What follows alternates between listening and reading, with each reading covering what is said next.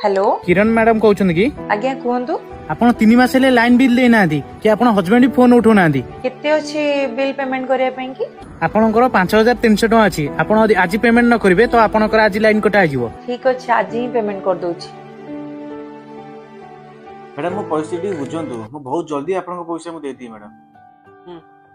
Sir आपण को ऊपर ऑलरेडी एते गुडे लोन अछि आपण जदी एबे न सुझिबे ताले इन फ्यूचर आपण टोटली ही लोन करि परिबेनी। मैडम गोटे मास मत टाइम दियंतु मु आपन पैसा पूरा दे दी मैडम। नाही नाही आज्ञा हे परिबनी आपण आज ही आपण को सब सुझिया पई प्लीज पड़िबो। Please please please.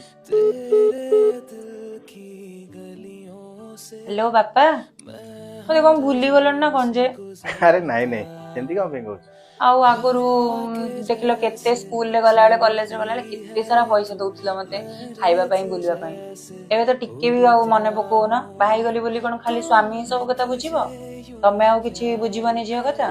अरे नहीं नहीं कोन है चिको गोटे पिकनिक रे जिबार थिला तो टिके 15000 टंका दरकार थिला। अरे ये गोटे कथा ठीक अछि मैं 20000 टका थैंक यू बाबा। टेंशन रे अच्छा नहीं तो एबे मते भी लुचेबो नहीं।